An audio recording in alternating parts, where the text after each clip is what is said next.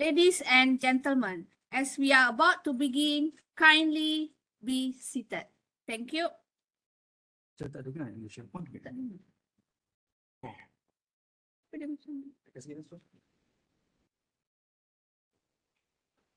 Kat sini? Kat atas ni. Okey. Jauh sangat. Dapat. Tak boleh. Tak sini. Oh, tak dapat dia. Boleh. Okay.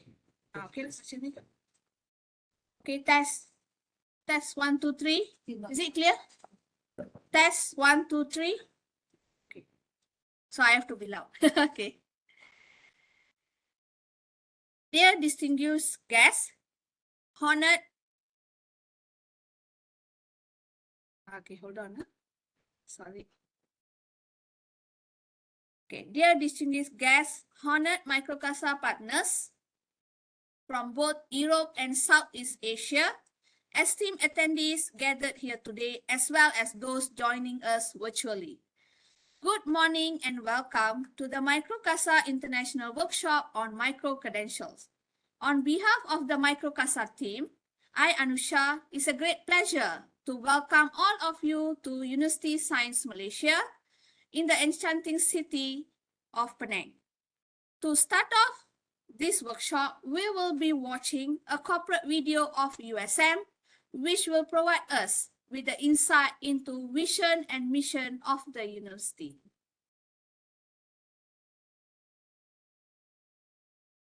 In the quest, the search for knowledge and insights, diving deep for ideas to gain prominence,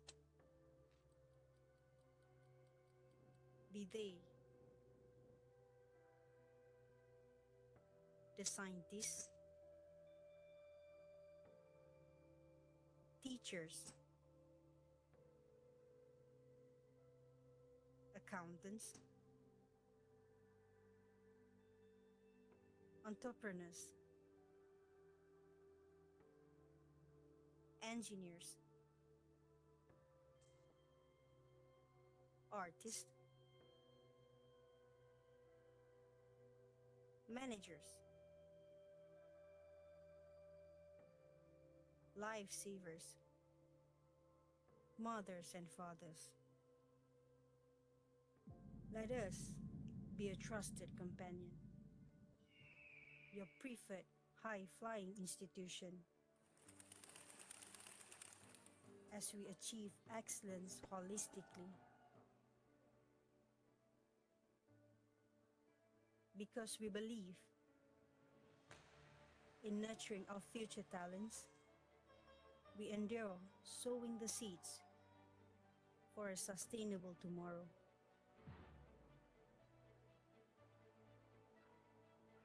We harness your capabilities.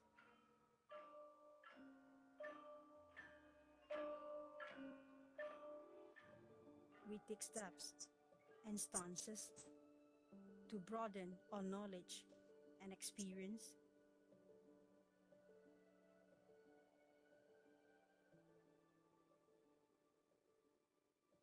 We want to be the champion to uphold mankind's universal values, to encourage a deeper understanding of sustainability. We dare to be different. We instill values. We cherish the diversity, where science and arts complement each other. We go boldly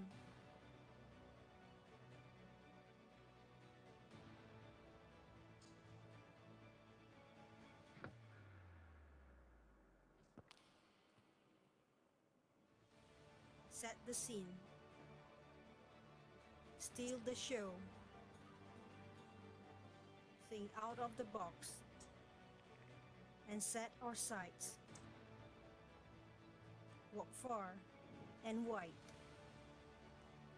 We dedicate ourselves to all our passion, to nurture the courage in all of us. We lead.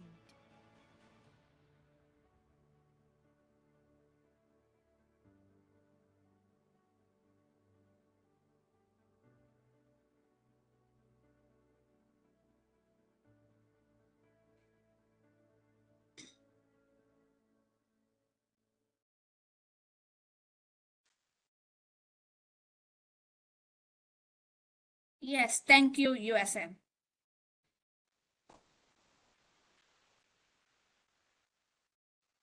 Ladies and gentlemen, we are gathered on this wonderful day as a part of MICROCASA Erasmus Plus capacity building effort, aimed to increase the capacity of the academic staffs from Southeast Asia institutions, particularly Malaysia, Indonesia, and Philippines, to co-design, develop, deliver, and evaluate distinct type of short competence-oriented educational courses leading to micro-credentials.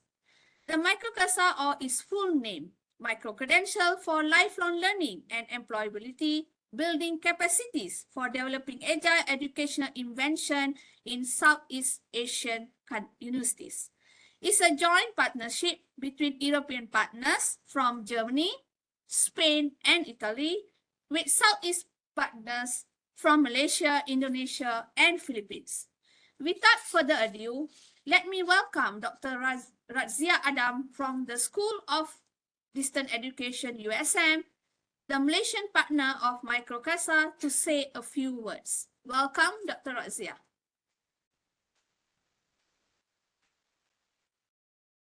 Okay, Assalamualaikum and very good morning, everybody. I have to be careful because we all know that once an academicians, hold the mic, a few words can easily turn into 3-hour lecture.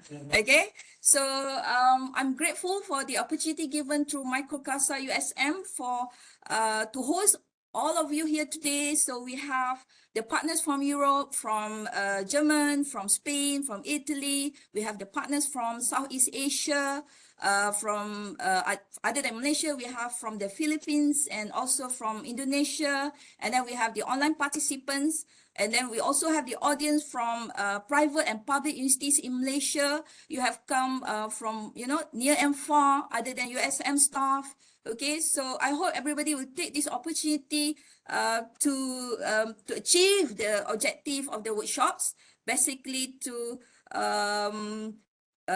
co-design, develop, and deliver and evaluate various types of short competence-oriented educational course leading to micro-credentials. And at the same time, I would urge everybody to network, to talk to each other. That's why everybody is wearing name tags today. Okay, please keep it on and, talk to each other, because there are a lot of opportunities, because there were some of you who are asking about how do you get involved in this Erasmus grant. And then we have Carlos. We have two Carlos from University of Carlos III in Madrid. Basically, they have mobility programs, so academic staff can go for 1 week and student can go for 2 months, is it? Okay, so the call to participate is open every year, and USM already signed MOU with University Carlos III in Madrid, and there are also other opportunity with the partners from Indonesia, UNSRAT, and also Universitas of Brawijaya. UNSRAT is University of Samratulangi. Okay, from Philippines, Ateneo de Manila, and also the University of the Philippine System. Okay, and from Malaysia, other than USM, is UNIMA. So we welcome cooperation from everyone. Okay, so use this opportunity. Okay, so with that, okay, I hand back the floor to the MC. Thank you.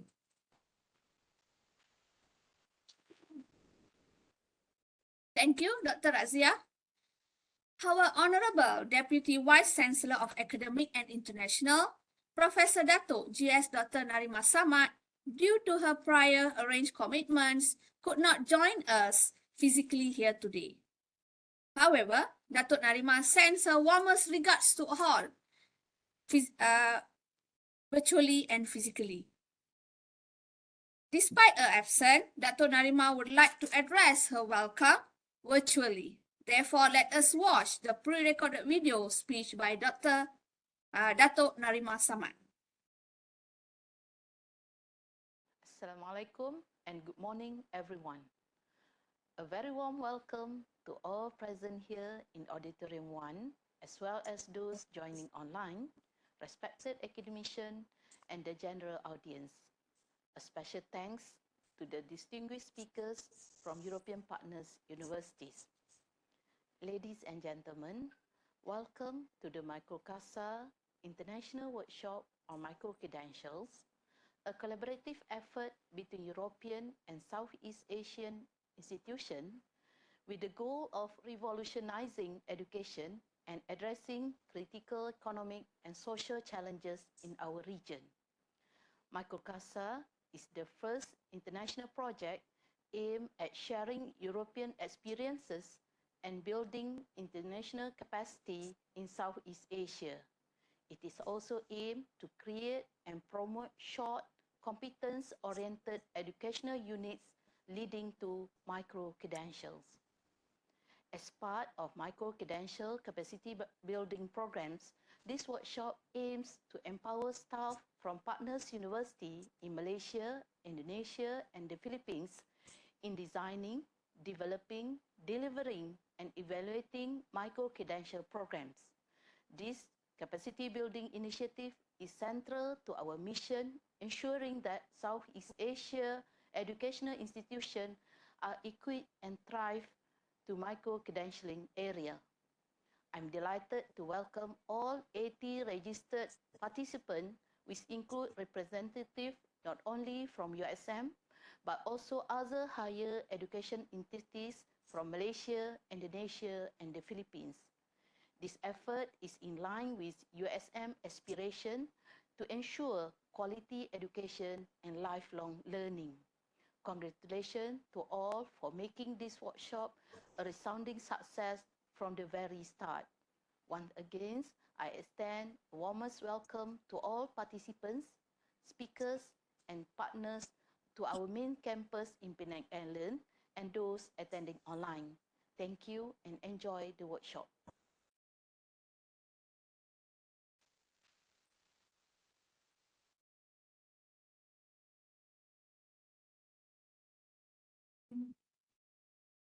Thank you, Dato Narimah. So I'm sure everyone eager to start the day, right? Okay, ladies and gentlemen, I'm certain that you're all eager to gain a deeper understanding of MICROCASA and the vision that underlies this valuable partnership. Allow me to extend a warm welcome to Professor Dr. Armin Weinberger, who will enlighten us about MICROCASA. First of all, let me introduce Professor Dr. Armin. Yes. We have Professor Armin is the head and founder of the EduTech department of Saarland University, Germany. His main research interests are educational technology, technology-enhanced learning, computer-supported collaborative learning, argumentative knowledge construction, cross-cultural education, knowledge convergence, and methodological issue in small group learning.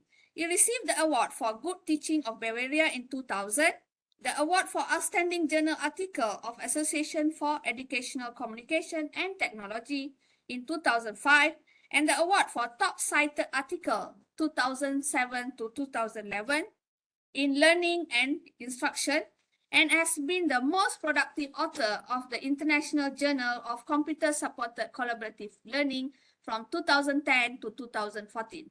Prof. Armin have founded and coordinated the European Association of Research on Learning and Instruction, or early special group argumentation, dialogue, and reasoning from 2016 until 2020. He has coordinated the computer-supported collaborative learning community of the International Society of the Learning Sciences from 2018 to 2022.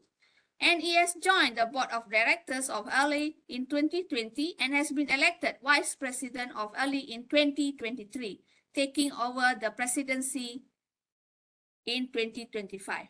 Now let us welcome Prof. Armin Weinberger.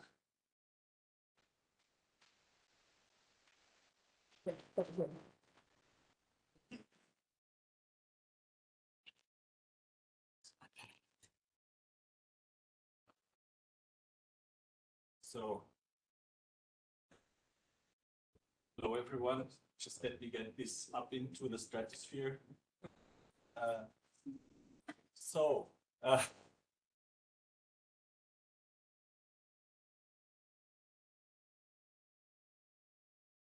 dear Honorable Dean of the School of Distance Education, Professor Dr. Sunaidi Jakob, dear Honorable Director of the University Academic Quality Center, good friend, Professor Dr. Irfan Ulma. It's a pleasure to be back in Penang. It's nice to see the island as I remember it, beautiful as ever. And yeah, thank you for the very warm welcome. I guess we have done something right to be able to come back and be again so welcomed. So something was working out nicely, I hope. And we'll continue to do so in the MICROCASA project, which is about micro-credentials, very new topic, a hot topic, and has the subtitle of building capacities, that's the C in CASA, building capacities for developing agile education interventions in Southeast Asia. So micro it means small things. Who does not know this figure there? This green goblin? Everyone knows Yoda, the most powerful Jedi Knight, which teaches us that small things can be very powerful. And that is basically what I'm here to tell you. Micro-credentials are a very, very hot topic and are very powerful, having the power to maybe change the way we understand and design education. So who is on the Jedi Council? Here, this is us meeting very often, also in hybrid scenarios. That's also true for this Jedi Council. Some people are face-to-face, some people are online. Welcome to all the online participants. And oh yes, welcome to everyone here. This is an amazing crowd. So esteemed colleagues from Malaysia and all the international partners, welcome to you. Yeah, so who is on the council? It's organizations and universities of Europe, of course, of Spain, of Italy, and of Germany, and universities in the Southeast Asian region, from the Philippines, from Malaysia, from Indonesia. And we have worked together before. This is a kind of like a follow-up project in a way. And these are the Jedi Knights, the leaders of these respective teams.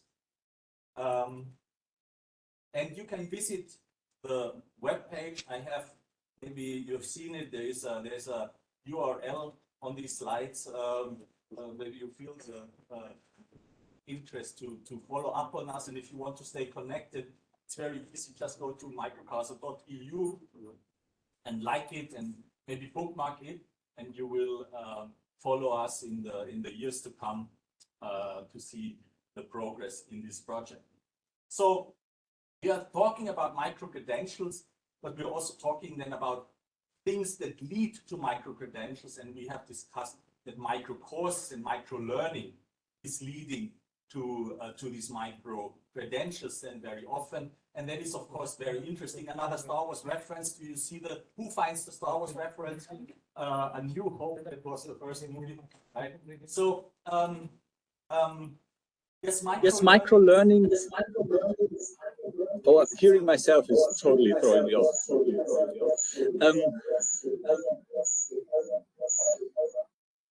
We have an echo.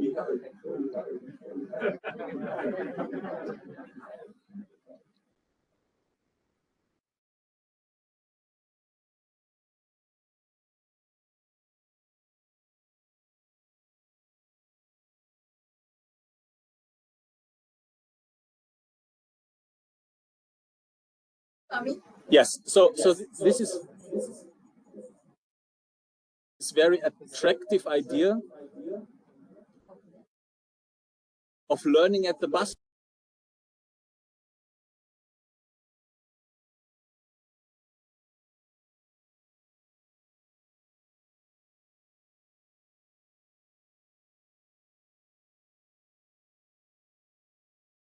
I'm muted.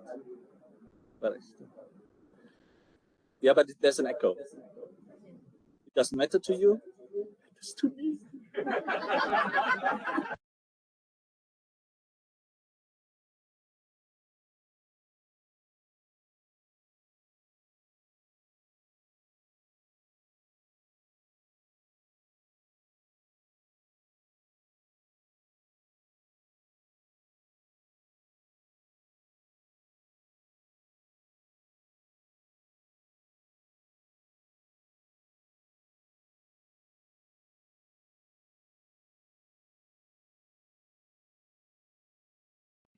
and that are going right to what the learners want. It's learning on demand, if you like. And it makes us rethink about the design of learning, going not so much for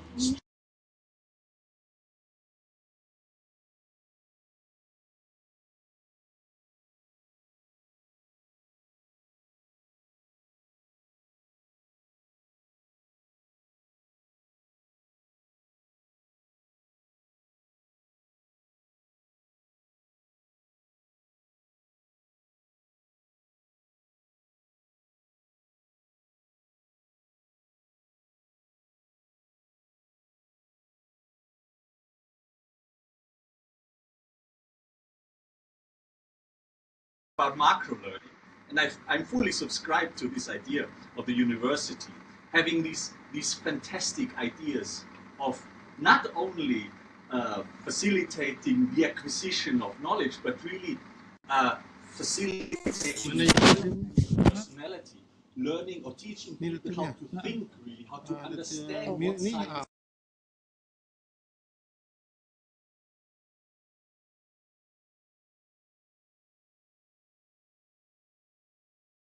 is under attack. It's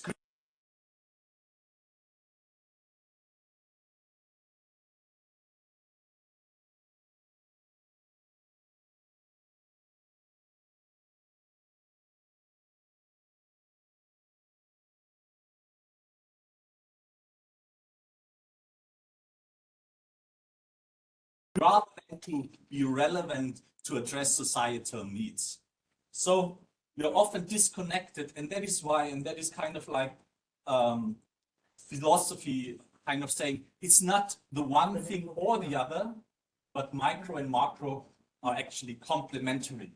They build a very nice set of approaches to learning and instruction. Because, as Immanuel Kant was saying, theory without practice is empty, and practice without theory is blind. You need kind of an understanding why you're doing this, and also a broader understanding that universities typically would provide, but you also need to be relevant. You need to connect to practice. And that is what micro-learning may be able to do much better than a university course that is rather broad and large. So it's an interesting way to think ahead. And the next thing, and that's really very crucial, if you think back also about your own academic careers, wasn't maybe the big ideas that brought you into it, but maybe small micro moments of learning, of experience that fascinated you. Single persons that served you as a model. Little things, little ideas that brought you on the academic track. So every large journey starts with a small step. As much as this is a cliche, it's really true. So even big educational goals start with small first steps. And of course, the university can play here a very important role, because micro-credentials also need to be, they are created as someone who is trustworthy, and universities are still trustworthy. So that is an idea that is really, let's say, letting us look anew at the future of education for personal development, in the sense of that one's potential is really enhanced by both micro and macro learning, as well as for university development, reaching out to new markets, if you like, to new audiences, and itself. So that's it in a nutshell. That is why I am fascinated by this idea of entering into more micro perspectives on learning as well. And this is what MICROCASA is about. So thank you very much for your listening in this very morning. Selamat pagi. I can promise you that there are some really fantastic, highly interesting keynote speeches coming up. So punish me or beat me if you disagree afterwards. We will ask you for it. But I can promise you, at least I have been very fascinated by what I've heard in the preparation for this workshop. So there will be something coming up, I promise you, that will change your perspectives on how to design learning. So thank you very much for your attention, and have a good workshop.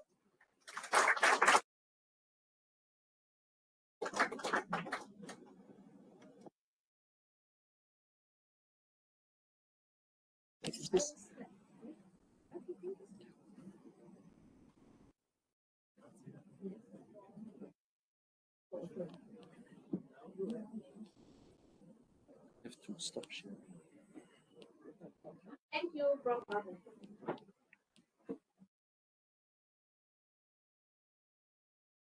Dear respected participants, I would like to call upon Professor Dr. Carlos Delgadoo Kloos to deliver his keynote talk titled From MOOCs to Microcredentials. Microcredentials in the development of online and blended short educational programs. Prof. Carlos received the PhD degree in computer science from the Universidad Mission and in telecommunication engineering from the Universidad Católica de Madrid.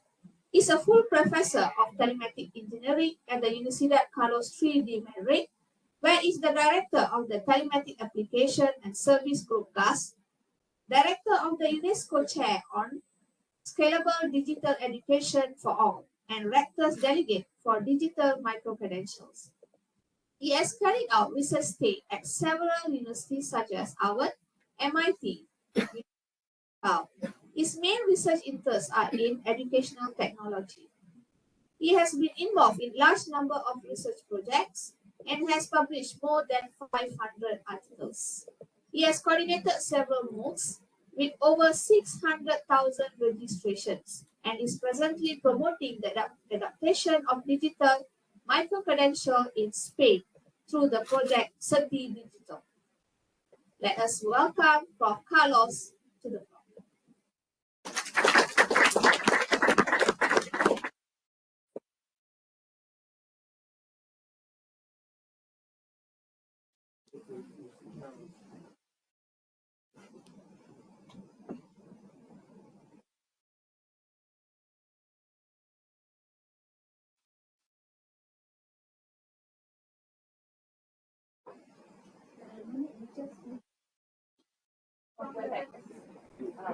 I also do.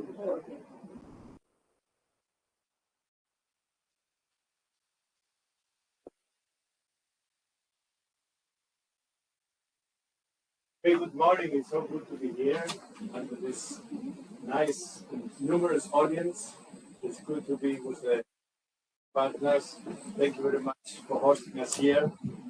Morning. Okay.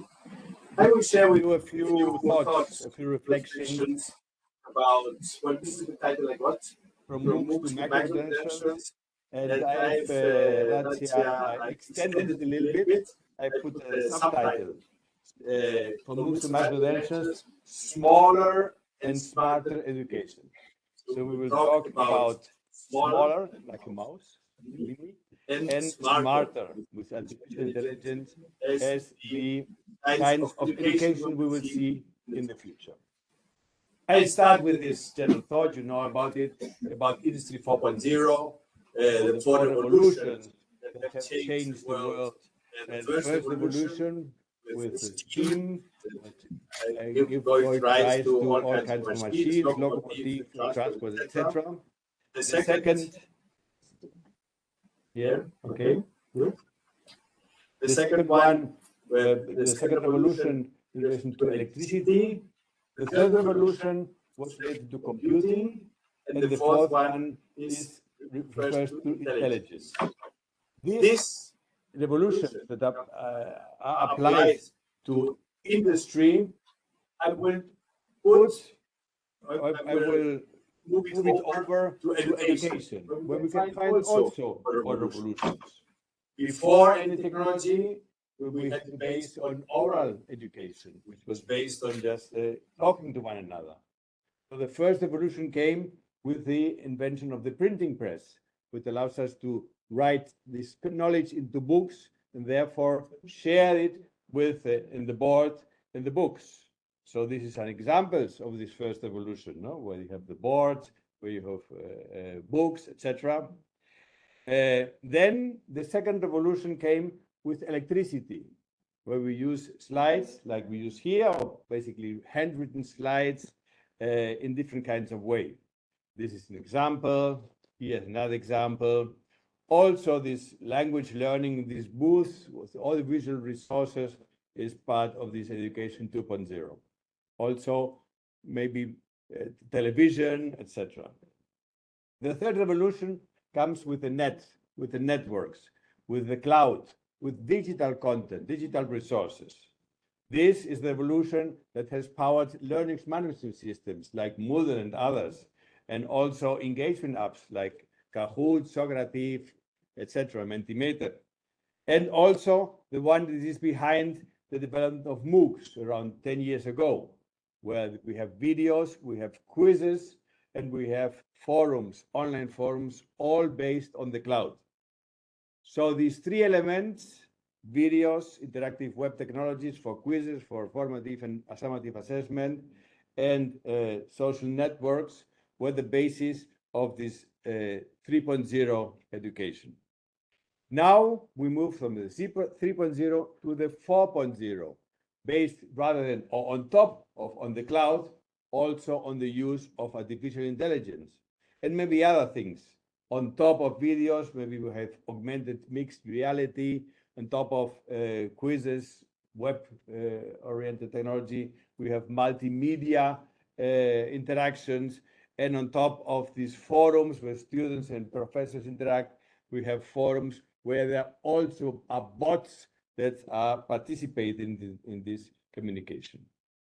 So education 1.0 to 4.0. The first one, mechanical, the second one, electrical, the third one, digital, and the fourth one, smart. Of course, in each of these revolutions, we are using also the elements, the technologies, the tools from the previous ones. If we look now back in these 4 moments, and we look at about human communication, not just learning, as human communication, we see that the communication is getting smaller and smaller, from maybe long writing letters to phone or telegrams, which is kind of smaller, to emails or even tweets or likes, which is even smaller and smaller. So we see that this communication getting smaller. We don't know what will come here at this fourth one, so it's still empty. I think we will see it coming up. And in the same way as the communication is getting smaller, we see that the educational formats are also getting smaller.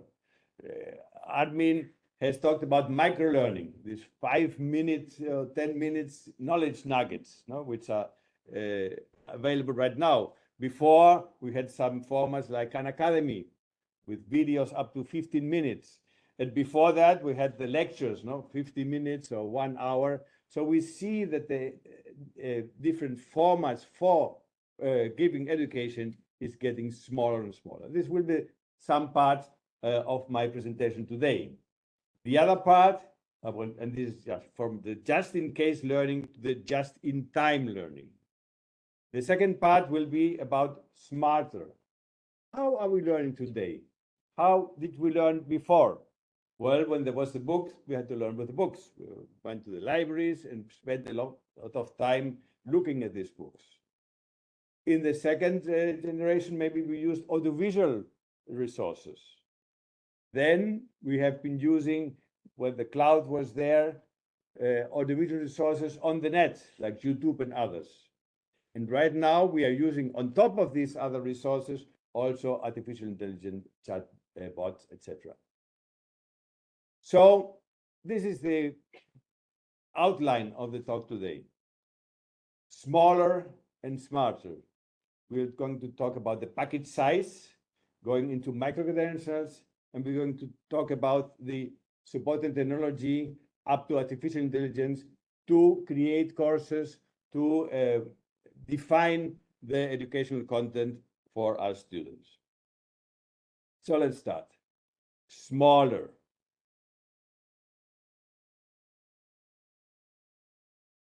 We've seen with the MOOCs 10 years ago how these formats have been going down. The first MOOCs were of 14, 15 weeks, 1 semester long. And it soon turned out that this was too long. And we've seen through the years how the courses have been shorter, 4 or 5 weeks, where it was the duration of these courses. Also, the lectures, at the beginning they were 1 hour, 50 minutes.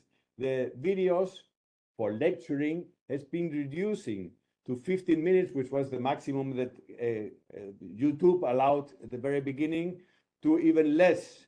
This year's analysis from Erics, from Philip Guo, who saw that the maximum attention was reached if the videos was 6 or 7 minutes. So shorter contents give rise to longer viewing of videos. So rather than having very long lectures, short ones are better for learning, for understanding. In the same way, the programs have become shorter and shorter. From year-long programs, maybe 4 years, for bachelor's degree, we are seeing now that it's important to have shorter programs that are only week-long, which give rise to the micro-credentials, which is what industry is needed for upskilling and reskilling the workforce. But what is a micro-credential? Let me start here with a definition which is not so nice, but it's a good start from OECD. From a paper which is there on the right, I maybe move this over or make it smaller, put it here. They had a paper about analyzing different papers and definitions of micro-credentials. And they found out that it's kind of strange recursive definition. Most micro-credentials denote an organized learning activity with an associated credential. So the definition of credential includes the word credential, which is not the best way to do it. But what I want to point out here is that the micro-credential can refer to both the certificate, what do you get at the end, and also the course. And this is sometimes confusing. You see people talking about credentials, some people are talking about the certificate, and some people are talking about the course. But once we have realized, it's okay. So you can use the same words for denoting two different things, and this is important. This is the definition by European Commission, from the Concilium, from the Council of Ministers in the European Union, which is a quite nice definition. Here it's the certificate, so the end, not the course, but what you get at the end. A micro-credentials is the record of the learning outcomes that the learner has acquired following a small volume of learning. This small volume of learning is sometimes called micro-credentials also. No? This learning, and this is important, outcomes have been assessed against transparent and clearly defined standards. And of the many definitions I've seen for micro-credentials, I like this one very much because it refers, it's the record of the learning outcomes acquired following a small volume of learning. Now, and this again is like comparing the content with the envelope, like the data and metadata, the educational content and information about content, about a course which has been completed and the credential the students get when they complete it. So if the student takes a course and it finalizes successfully, then they get a credential as a result. Now, if this course is short, it's a small volume course, then what you get is not a credential, but a micro-credential. Now, this micro-credential can be given out to you in paper or can be given to you in digital form, which is another interesting thing that comes on top of it, because we talk often about digital micro-credentials. Now, why is this important? I put here this paper by the World Economic Forum, where they say we have to prepare 1,000 million people for tomorrow's economy. Technology is changing so fast that the workforce has to be reskilled and upskilled continuously. Also, European Commission, they say 60 million people have to reskill and upskill every year. And this cannot be done by 4-year-long programs. It has to be short, to the point programs to prepare for the skills that are needed at every moment. Now, this topic is so big that there are many people making money out of it. There are many providers. There are many different companies. Some are very large, trying to support the emission of digital microcredentials in digital form. Let me just mention, although I'm probably Professor Aniello will mention it as well, no, that in Europe you have basically two approaches to tackle the topic of digital microcredentials. Basically the Europass and the European blockchain service infrastructure technologies. I will not go into all the details, let me just mention it briefly. This is the EDC format that is based on five things, five aspects that are covered in these microcredentials, namely what activities have been carried out, what assessments have been done to the students, and on the basis of this, what are the learner achievements. These learner achievements give rise to learning outcomes and to entitlements. You are entitled to work as a doctor, as an engineer, etc. No? So these are the five elements which are covered in this format, where it's also information about the institution that has given the degree or the course, and about the person that has acquired the learning outcomes. So this is EDC, European Digital Credentials, based on the ELM, European Learning Model. This is one of the technologies the European Commission has put up a service, a web service, where the citizen can put their credentials on this platform. This is an example. This is what you can see, that you can print, but inside is really an XML file with all this information. The other big initiative is blockchain-based. In 2018, 20-something European countries signed the establishment of the European Blockchain Partnership, which gives rise to a distributed technology, but where you can also store these credentials. Both Chimea and Carlos III, we have been early adopters of the education use case on blockchain. Now let me finalize this part, this first part about microcredentials, referring to this article about Andreas Schleicher, Mr. PISA, no? Who has this analysis of all the educational systems, and who says that the university must change or lose the place to alternative education providers. We, as universities, have organized all education in bachelor, 3-4 years, in master's programs, in PhD programs, but now we have this need, this urge to educate the workforce. And universities are often not prepared, not organizationally prepared to deliver this need, these millions of people that have to be upskilled. Because otherwise, and we see in it, this is Andrew Ng, one of the founders of Coursera and the founder of Deep Learning AI, alternative education providers will be there providing this need for the workforce. You know, this is Andrew Ng, who has many interesting courses about AI. For instance, here, this is one ChatGPT prompt engineering for developers. In a week, 200,000 people signed up for this course, so which are having a big impact. So once again, we have to recognize the profound change that universities have to go through in order to become educational institutions, for instance, for the whole life, not from 18 to 20-something years, but for the whole life until 60-something or 70, to provide the needs, the skills that the workforce has to gain in order to really be effective and efficient in the work.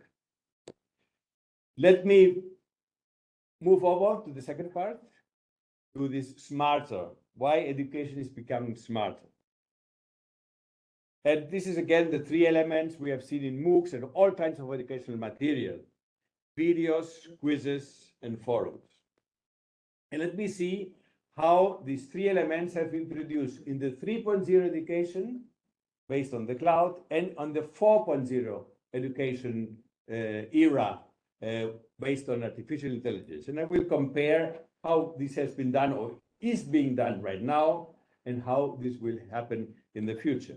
So let's start about videos, production of videos.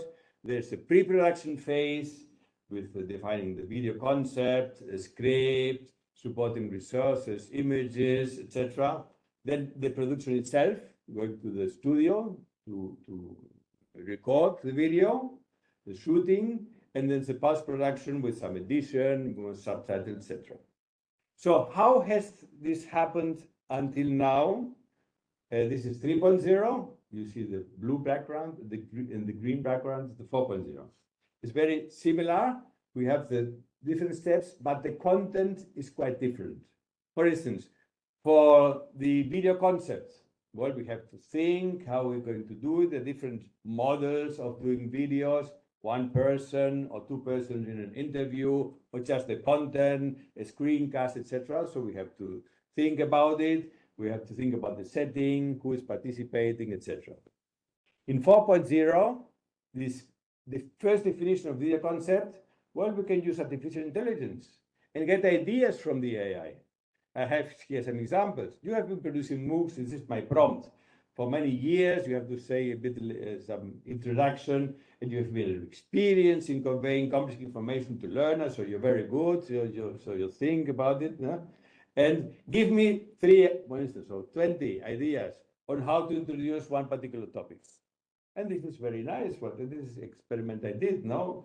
To use the topic of recursion in Java programming, no? And I gave you 3 it gives me 3 metaphors on how to introduce it. So I don't have to start from scratch, think myself. I can ask for help in defining this video concept. Next topic is defining the script. So I define the script, the 2 parts, what is the visual, what you can see, and what as a speaker I'm talking about, I think, etc. Define your goals, etc. Now with AI, well, why don't I ask AI to generate the script and define the different scenes and with different elements, what are the visuals, what is the text. You can do this, and this is a nice exercise, and you get really good results. Next thing in 3.0 is find resources, images, videos, sounds to accompany the video. Find it with the appropriate license, if it's open source, if it's public domain, if it's Creative Commons, etc. Now, you don't have to look for it anymore. You generate it. You use one of the many DALI, Bing, Stability AI, one of the many tools to create your new content. And this is improving also exponentially. This is DALI 1, DALI 2, and DALI 3, which has been recently come out, and you see how the quality of these images is getting better and better.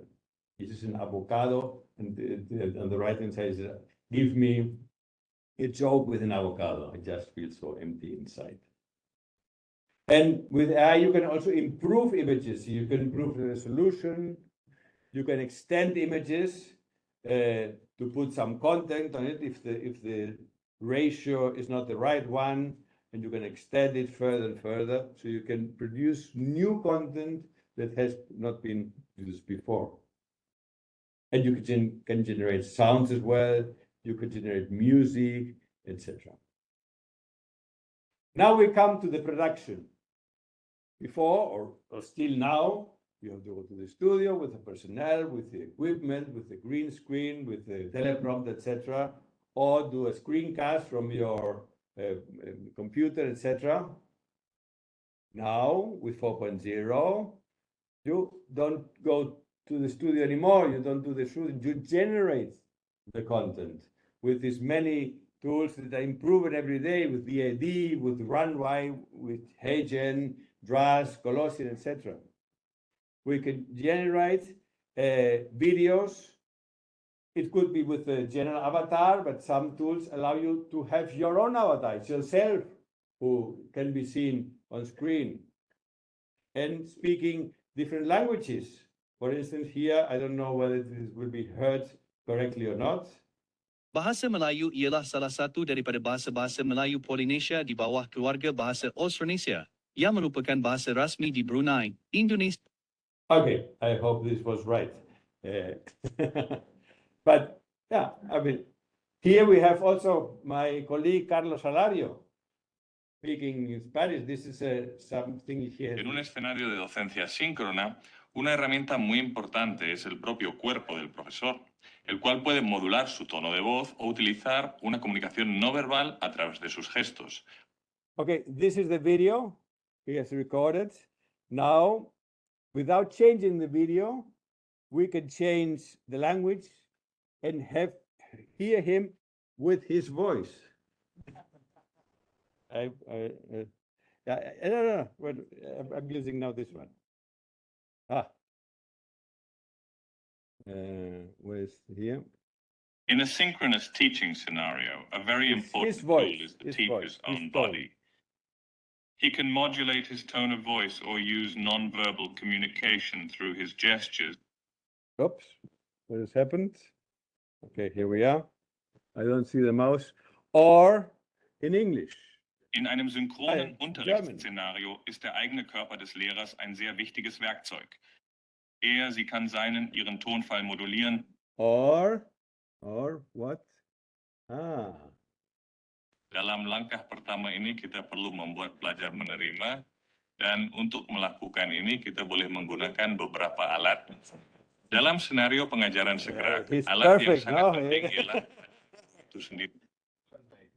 First day. Or you can have even the synchronization of the lips.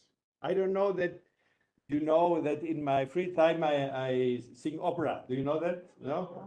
No? Okay. So let me show you. La donna è mobile, qual piuma il vento, muta d'accento e di pensiero, sempre un amabile, leggiadro viso, in pianto in riso, e menzognero. Okay, it didn't have the teeth, no, so it had to invent the teeth. But this is this is a reference to our Italian partners. That I also can use Italian. And every day we see that these tools are improving. Here we have the comparison. This is a famous YouTuber from Spain, Carlos Santana, also called Carlos, of course. And he is comparing the first version of the Synthesia tool with the second version of Hagen. So these are all his avatars. This is not real, but you can see that the first one was quite static, no? And the second one has this automatic generation of movements of the hand that make it look like much more real. It's, I mean, for me, it's indistinguishable. It could be himself. Maybe he in his video, he said, no, it's not exactly as I am, but it's very impressive, no? The emphasis used with the hands. We talked about this lip sync, dubbing with lip sync, so you can generate from one video. This is now with Colossian, 100 different versions in different languages. You can even personalize to the student by, instead of saying, hey, Linda, hey, and then, hey, Razzia, hey, Armin, hey, Irfan, etc., the name of each of the students. So there's a direct localization and naming with voice, cloning, and lip sync.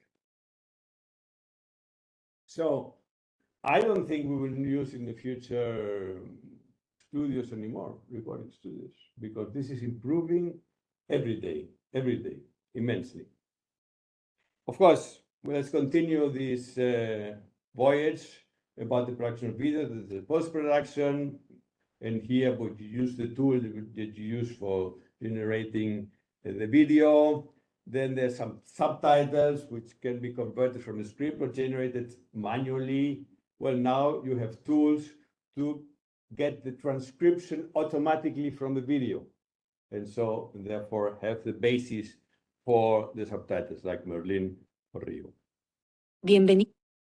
So this was about the videos, one of the main components of online content. Another important component is the quizzes, formative and summative assessment. Before, you had to think, okay, now I'm going to make some exercises, some quizzes about this. So maybe I have multiple choice questions, fill in the blank, whatever it says, you have to think about it, etc. With 4.0, you ask directly to the general AI tools or to specialized tools to provide you with these quizzes. I've done the exercises, so general purpose AIs like ChatGPT or BART or Kloos 2, etc., or then specialized applications like Prep AI, Quillians, or Quizlet. I've done the experiment again with ChatGPT, your experience, perfect Java, create a quiz, etc., and it provides interesting, creative questions that maybe I could not come up with before. I did the same with BART, which are not so good, but okay, you get several proposals and choose the ones that fit you best. Or then there are these, as I said, these specialized tools like Prep AI, like Quillians, or like Quizlet. Quizlet existed before, but they have included now AI into the responses. And the third element, the forums, where the students pose questions and maybe are responded by other students or by the professor if he has time, etc. So before, it was tools like here on the left, the one by edX, on the right, third-party forum called EdSTEM. Now, how can this be improved with AI? And I will mention what David Malan, a professor in computer science of Harvard University, is doing right now. He has piloted this in the summer, and now he's running it out in this semester. He tells that for learning program, you have to explain program edit. And if you don't have anybody, just take the duck, the rubber duck from the bathroom and explain it to the duck. So this metaphor is taking over to the forums. And in the forums where the students are, he has put an additional character, this duck, which is an AI that responds to the questions of the student. As we know, AI sometimes does not respond well, but the students as well, they're not perfect. So with this many people, they will get it right, including the AI. This AI can explain lines of code, improve the code, get error messages explained, help students to find bugs, etc., provide feedback, all kinds of things. I've done this experiment myself. No?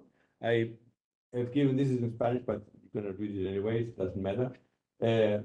Explain this Java code for me. And it's explained line by line, giving examples, making it really understandable. And if I don't understand, I can say, okay, explain it to me in simpler terms. And then I get a different explanation. Or even it can detect errors, debugging. This is a program with an error. Where is the bug? Please explain it to me. And explain it and correct it, etc. You have to be beware. Sometimes the result is not correct, what AI says, but most of the time it is correct, and this is getting better and better with time. Now it can even understand images. Now we are coming into the multimodality of AI, where you give an image, explain this image to me. For instance, this diagram, what can you see there? And this is explanation. Have you ever I got a parking ticket once because there was a sign, you can park here except this, except, and for all these exceptions I didn't know. I thought I could park, but I could not park. Well, you can give this image to ChatGPT in this case. It's 1 o'clock. Can you park or not? It says, yes, you can park. It's no parking except here, except you don't know how the brackets are, what is the exception to what, no? It understands the image and explains it to you very well. And there are many more examples of understanding images and making it clear for you. So in kinds of forums, we've come from the personal, physical interaction to online forums, to forums where there are persons, but there are also bots. So this is basically the evolution from the 3.0 where we are still now to the 4.0 that is getting better every day. From the studios, the quizzes that you make and the forums with people, to this generation of videos, to the generation of quizzes, and to help in the forums. You have to be aware that what is possible today might be much better tomorrow. The possibilities increase every day. The field is advancing very fast. But you have to be aware as well that there might be hallucinations, there might be wrong responses, and you have to be very critical and in control. Right now, many platforms that are out there for MOOCs or for online content is evolving, including these AI tools. For instance, edX, to you edX. This is the program of the things they have done already and the ones that will be done soon, will be available soon, which were in gray. These are the most interesting ones, no? To serve as a learning assistant for the student and to serve as a co-pilot for instructors and authors. So both for the production, there's help, AI help, and for the learning for the student as an assistant. This is what Coursera is doing right now, real-time personalization, a weekly email digest for each of the students. You have done this. I recommend you to look at this to complement what you have learned, some recommendations, or also forum recommendations. Go here, which might be useful for you who seem not to have understood this concept. These are how platforms are evolving. Also, Khan Academy is evolving. They have announced Khanmigo, which is a Socrative tutor that does not give the response to exercise, to quiz, when asked to do so, but it helps you in reflecting yourself and trying to learn and to respond to this and to understand the concepts which are under study. This is Khan Academy, also Duolingo. They have announced a tool called Max, which explains answer and which can enter in a role play fashion with you. And also other platforms are coming out, like for instance, Knowledge, Knowledge, that you can give a YouTube video, a blog post, a PDF, and from this content, from this information, it creates educational content for you, like flashcards, like quizzes, simple quizzes or conceptual quizzes, games, crosswords, summaries, glossaries, all kinds of things that help you in understanding these concepts which were explained in the video or in the PDF. So let me try to come to some conclusions, some final remarks. On the one hand, what we've seen so far is nothing probably and what we can expect in the near future, because the investment that has been announced is huge. There's so many companies that have discovered these possibilities and to make money, to help people, that the investment is huge, and therefore the results that we will be seeing soon will be also incredible. Nevertheless, on the other side, we have to be aware that there are many still open questions. There are many issues. What is the intellectual property of the images, of these image generating tools that use other images maybe without asking for permission to use it? The quality results can be not perfect. There might be biases of different kinds. The impact and regulation is needed, and I think lawyers are working on this. So there are many things that are still not solved, and we have to be aware of. And the final remark is, of course, if there's a technology advance, it might be useful, like the car. The car allows me not to live while I work. I live here and I work there. I take the car or the bus or the metro, whatever, to get there. But then also the dependency. If I live here and work there, I depend on some transformation means to go from here to there. And if I don't have this car or this bus, I cannot do it. So it's an advance, but also dependency. And the same thing with this IT, with the information technology tools. No, it's nice to have a smartphone, but it also, we're at the airport, where's the plug? I need some electricity, or where's the Wi-Fi? So it helps us advance more things, but we depend on electricity, on network to connect. And I think the same will happen with AI. We will have it everywhere, and if I don't have it, I cannot do things. No, we have to be aware of this dependency at the same time that will become apparent later. And with this, I will finalize by saying, try to always be in control, because AI may help you extraordinarily, but it might also hallucinate, so you have to be very careful with the results you receive. Thank you very much. Very much.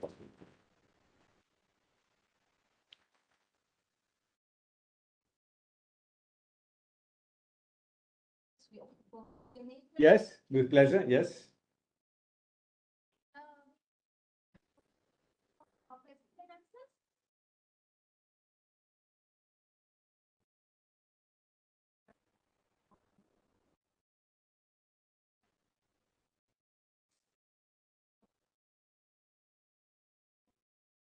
Assessment.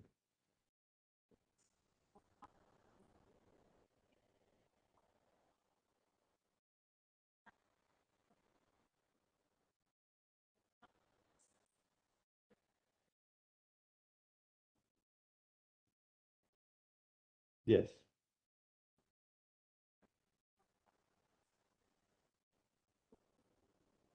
Yes. Yeah. Yeah. I think university has to go through a very profound change, which is not so much based on content that can be produced by AI, but we have to teach our students to live and work in a world where AI will be present everywhere. And maybe we have to teach skills on learning how to learn, on learning how to prompt engineering to make the best question.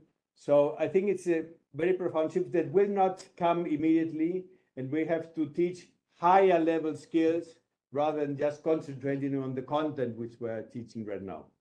I think this will not come immediately. We have to rethink what is our mission and what is the best help we can give our graduates for the work that they will carry out.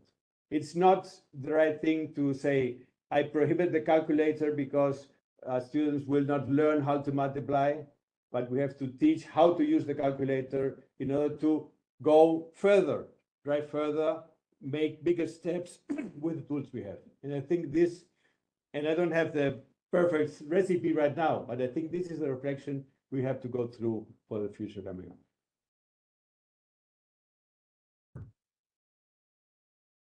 Any more questions? Feel free to ask questions.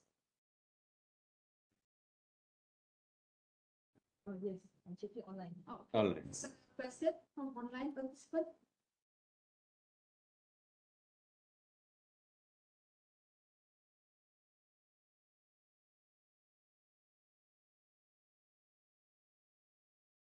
Thank you for your valuable sharing. We hope to hold the virtual seminar in February.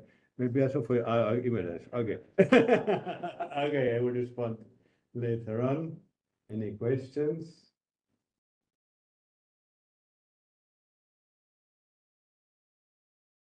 Questions? Last call. Last call. Mr. Delgadoo. Yes. Good evening, Armin. But they cannot hear you.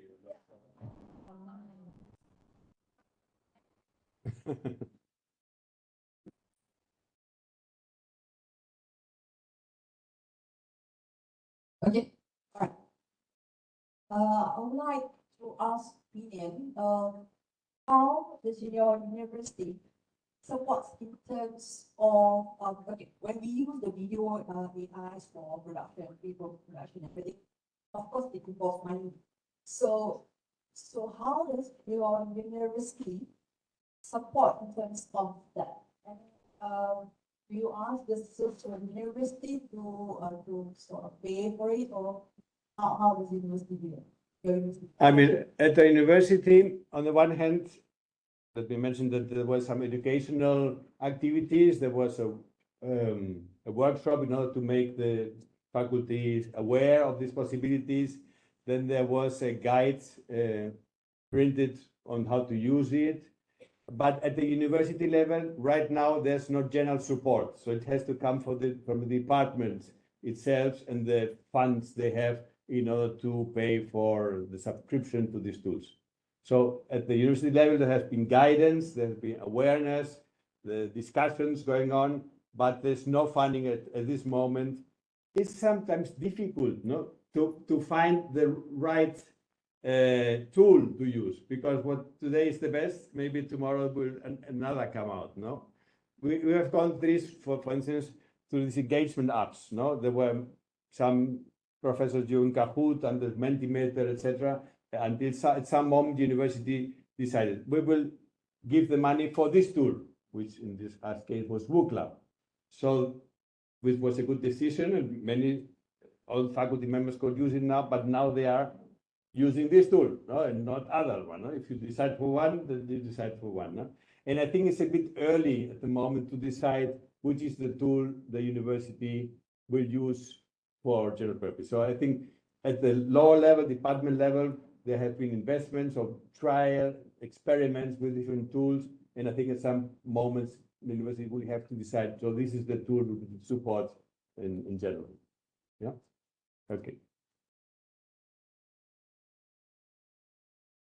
Yes, any more questions? We have from online. We have online. Okay, let me check. The participant name Kloos. So leave it up. He wants to use his mic. Oh, okay. How to decide on which AI to use is quite overwhelming. Yes, indeed, you're very right. Okay. It's Urish, you can now show mic. Urish Salim. And there's one. Okay, hi. Can I be heard? Hello? hello? Yes? Go ahead. Yes, Salim.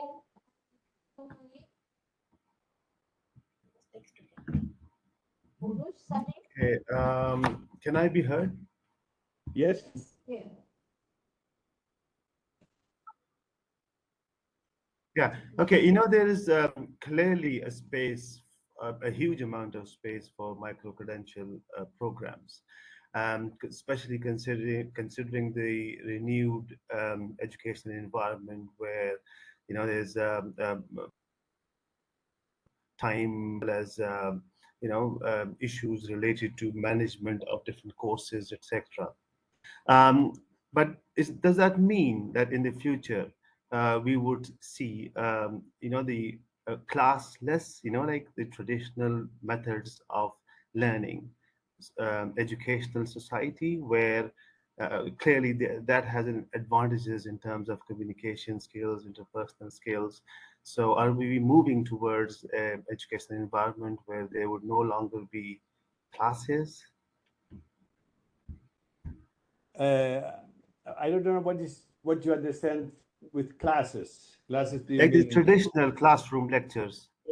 typical physical classes? I mean, this is an orthogonal concept. Now, one is the format is big, large, or small. And another aspect is the mode of delivery. Another one is whether it's focused or not. I mean, having a micro lesson does not mean that it has to be online. It can be face-to-face. It's just a different concept. It's orthogonal, no? So it can be large or small, and it can be online or hybrid or blended or whatever, no?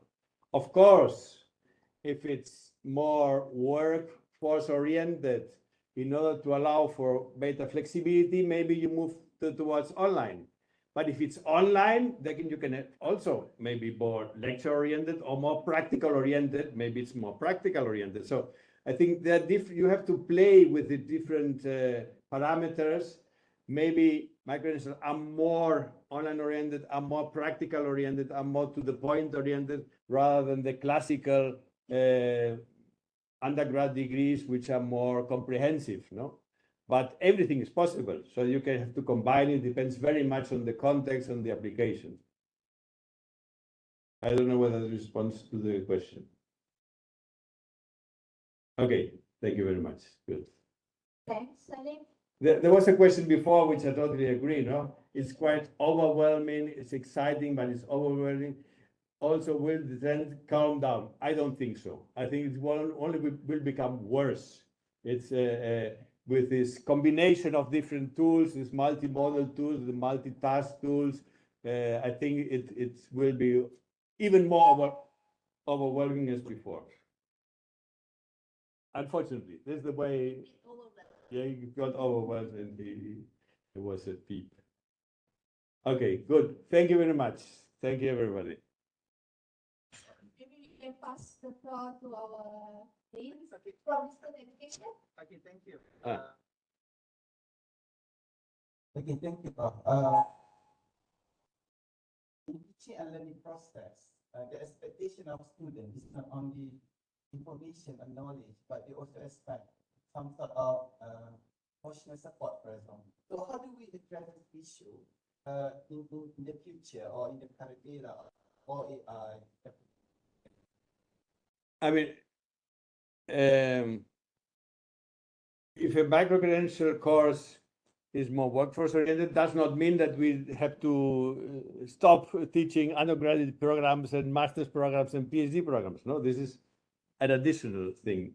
And I think undergrad programs, of course, is more to the, as I think also Armin said, no, to the formation of the personality of. At my university, I see the students come in the same, and the computer scientist and the lawyer are completely different because the culture they live during these 4 years is quite different. No, so the input is the same, but the product that comes out is quite different depending on the topic. No, and I think this personality formation, this emotional formation is very important, and this cannot be forgotten. The other thing is, if a worker wants to be reskilled or upskilled, they want to have a specific knowledge. They are already working, they are educated in a particular field, but they want to acquire particular knowledge. So maybe this personality formation is not needed anymore so much, but this particular knowledge. Of course, socialization is important also. And even if it is online or face-to-face, even it's important in online settings to have these socialization elements and this apart from the classes, also out of class contact between mates be made possible, and there are tools that help in this, no? But they have to be also implemented in the programs.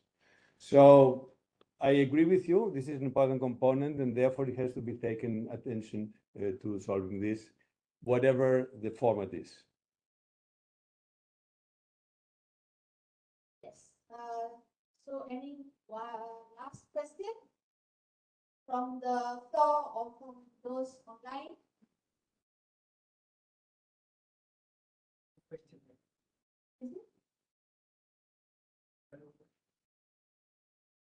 In micro-credential, can we use other formats of assessment other than Multiple choice questions or quiz and flashcards? Of course, of course. I mean, I gave just an example of small things.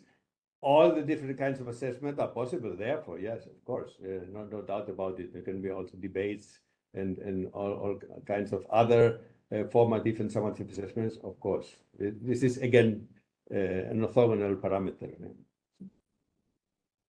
Okay, so with that, I think we can conclude Prof. Carlos' session for now.